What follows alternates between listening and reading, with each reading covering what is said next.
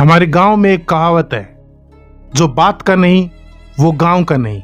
सीधा सीधा मतलब है कि बात अगर सही हो तो फिर चाहे किसी को पसंद आए या नहीं आए वही बोलनी चाहिए।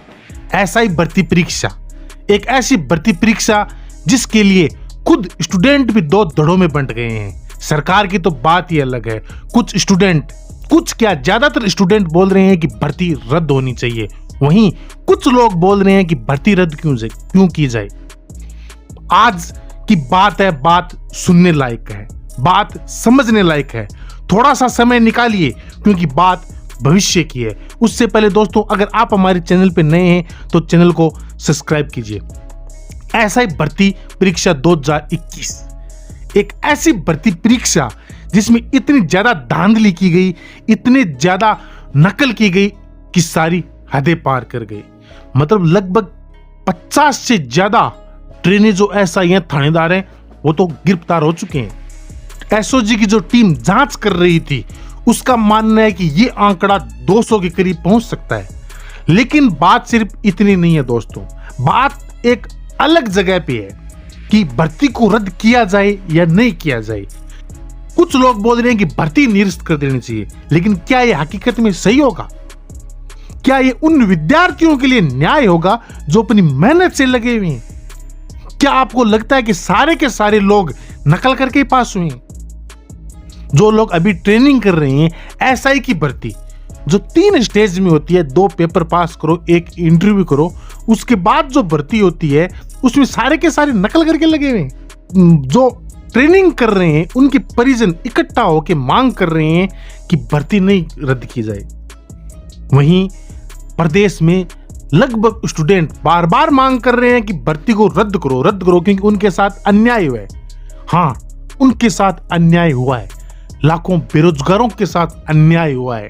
क्योंकि जो लोग 4-4, 5-5 साल मेहनत करके पेपर देने जाते हैं, अच्छा पेपर दे के आते हैं और सोचते हैं कि इस बार अपना मेरिट में हो जाएगा, फिर अगले दिन पता चलता है कि उनका कहां से हो जाएगा। लोगों के पास तो ओएमआर सीट पहुंच गई, लोगों के पास तो पहले ही पेपर पहुंच गया, उन्होंने तो इंटरव्यू में भी सेटिंग कर ली। उनके बराबर नंबर मेहनत करने वालों के कहां से आ जाएंगे उतने नंबर? तो धोखा तो है। क्योंकि एक जो बच्चा दिन रात मेहनत करता है, दिन रात पढ़ता है, खुद अपनी मेहनत से पेपर दे के आता है, फिर उसको पता चलता है कि पेपर लीक हो गया, तो इससे बड़ा अन्याय क्या होगा? इससे बड़ा अन्याय इस धरती पे हो ही नहीं सकता। दिन रात तपना पड़ता है, दिन रात। और एक पढ़ाई ऐसा जंजाल है कि जब तक आपका रिजल्ट ना आ जाए ना अच्छा, तब तक कोई नहीं मानता कि आपने मेहनत की है।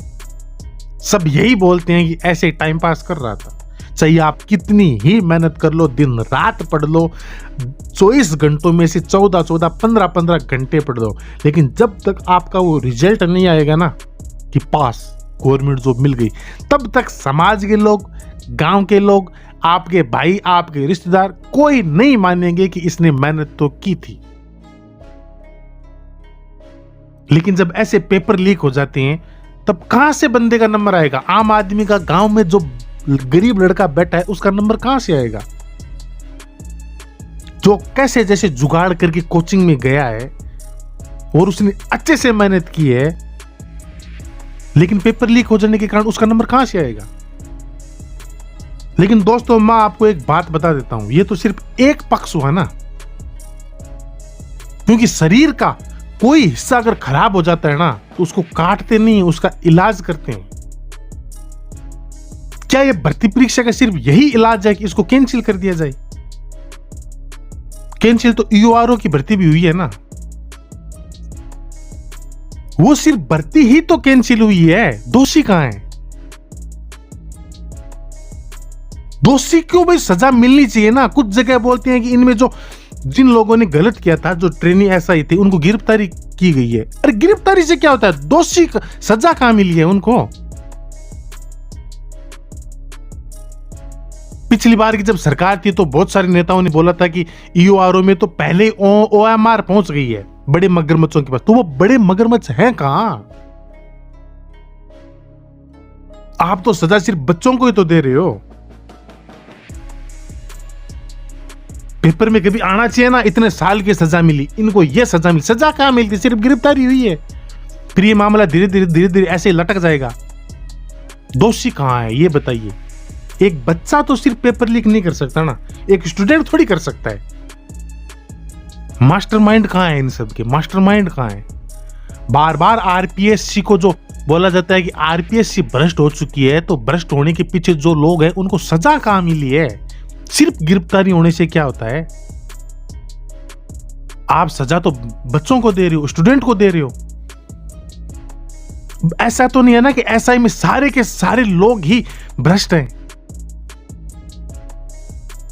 859 में से 859 सारे के सारे नकल करके पास हैं, क्या ऐसा पॉसिबल है। 3 स्टेज की परीक्षा जो पार करके बंदा ट्रेनिंग ले रहा है, फिर आप उसको सीधे ऐसे थोड़ी बोल सकते हो कि नहीं भर्ती कैंसिल हो गई। ये उनके साथ न्याय थोड़ी है।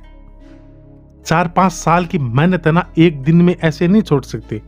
जब से ये एसओजी का गठन हुआ है, तो भाई जिसने गलत काम किया है, जिसने अन्याय किया है, जिसने पेपर खरीदा है, उसकी तो नींद उड़ गई, बल्कि उन बच्चों की भी नींद उड़ गई है जो मेहनत से पास हुए हैं।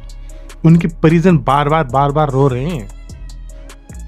अपने बच्चों के कंधों पे जो सितारे देखना चाहते थे, वो बार बार सरकार के आगे नतमस्तक हो रहे हैं कि हमारे साथ अन्याय मत करो।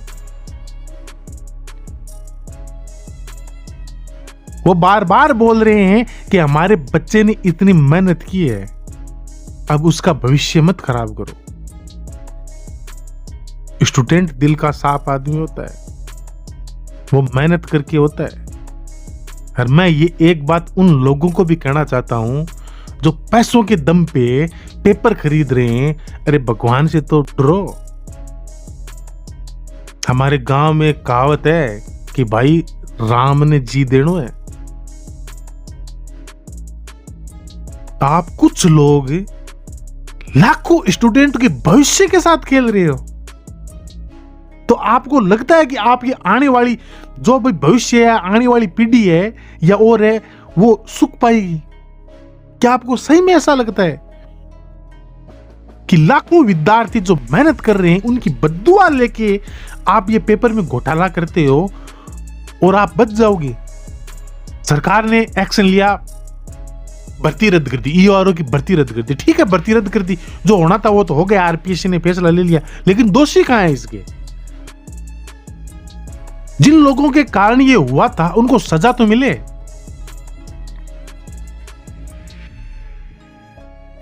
ऐसा ही बच्चे जो ट्रेनिंग कर रहे हैं और जिन्होंने हकीकत में मेहनत की थी, उनके परिजन बोल रहे हैं कि जो ये माफिया है ना, माफिया उसकी एक चाल है ये। भाई वो ऐसा बोल रहे हैं कि भर्ती को रिजेक्ट कर दो, तो भर्ती को रिजेक्ट कर दिया तो वो तो बच जाएंगे ना। जो पेपर लीक करवा रहा है वो माफिया कहां है, वो लोग कहां हैं? उनको तो सजा मिलनी चाहिए ना। सिर्फ भर्ती रद्द करने से क्या हो जाएगा? वो तो अगली बार फिर से कोई पेपर ले लेंगे। उनका क्या होता है, वो कौन सा मेहनत करते हैं? वो तो पैसे इधर से उधर करते हैं और उनको तो पैसे मिल गए। भाई जिन लोगों ने पैसे खरीद के जो पेपर दिया था, तो उनको पास तो पैसे पहुंच गए। उनको क्या भर्ती रद्द हो, चाहे वो ऐसा ही निकल जाए या कुछ और हो जाए, वो तो बच जाएगा ना। उसको पकड़ो, उसको। हाँ, जिन्होंने पैसे लेके पेपर लिया है या कोई भी नकल करके पास हुए ना, उसको सजा दो। उसमें प्रतिबंध लगाओ ना कि आप पूरी जिंदगी कोई गवर्नमेंट एग्जाम ही नहीं दे सकते। उस पे एक्शन लो। जो लड़का बाकायदा मेहनत करके पास हो रहा है, उस पे आप एक्शन क्यों ले रहे हो? ऐसा ही जैसी बड़ी एग्जाम है ना, ऐसे ही पास नहीं हो जाती है। हम स्टूडेंट लोग हैं, हमें पता है कितनी मेहनत करनी होती है।